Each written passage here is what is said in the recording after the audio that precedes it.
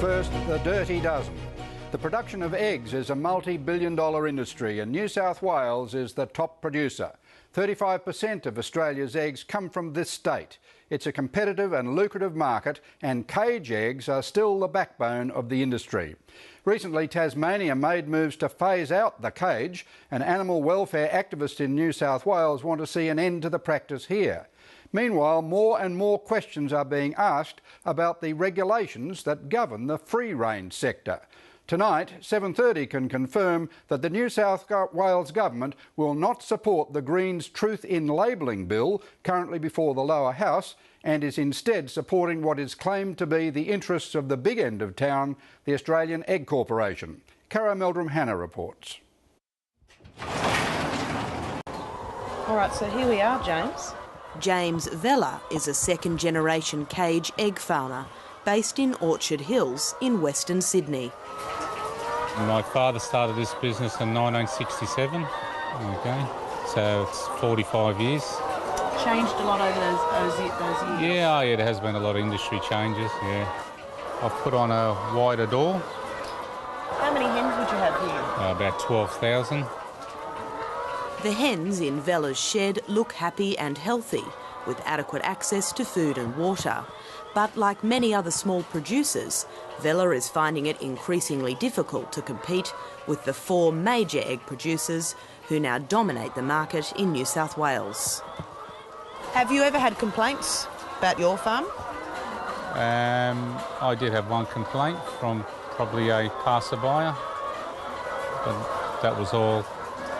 What was the nature of that complaint? Well, they thought welfare, basically. Was that recent? Yes. OK. Earlier this year, unbeknownst to VELLA, 2 animal rights activists entered his property at nightfall and filmed inside his sheds. This is what they found.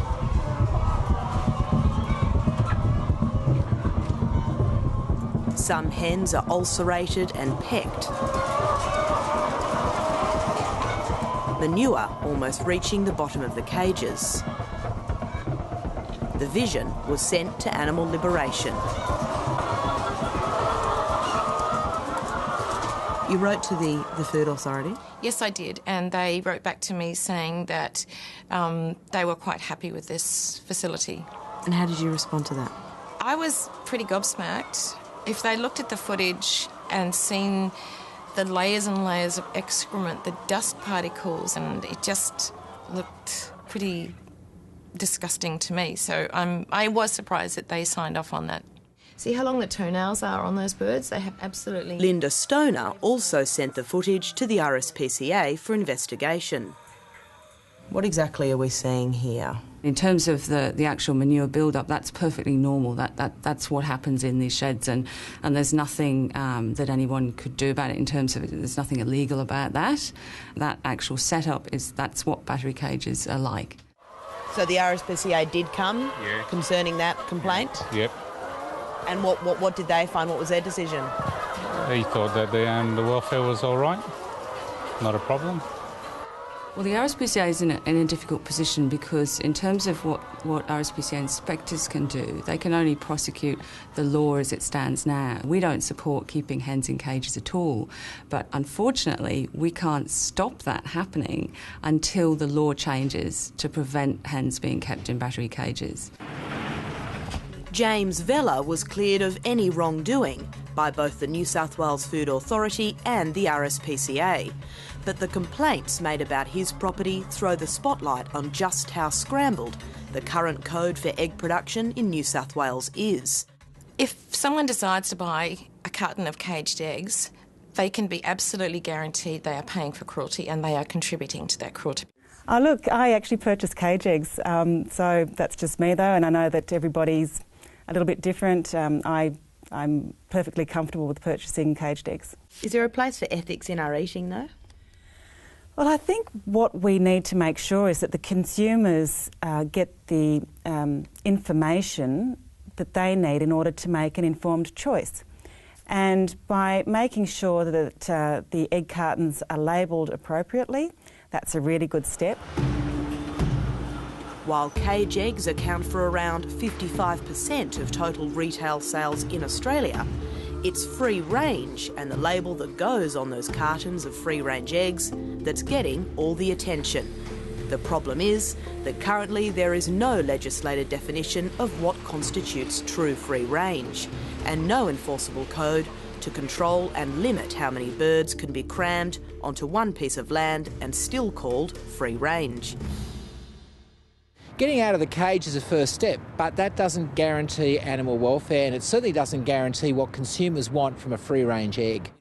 The Greens are trying to change that with their Truth in Labelling bill to ensure that no more than 1,500 birds are stocked per hectare on a free-range farm. But the Greens have run into fierce opposition from the Australian Egg Corporation. It wants 20,000 birds per hectare, seen here on its own promotional video. These hens are free, they're happy, they're healthy and well fed. And the Minister agrees. Look, when I first heard it, I thought I may have a concern with this, and that is the reason that I went and personally inspected this particular farm for several hours. And I asked a lot of questions there. I went around to all the sheds. I had a look at the birds of all age levels. And I am totally satisfied that that is an acceptable amount of birds per, amount of volume of birds per area. What farm was this? This was a farm in Western Sydney.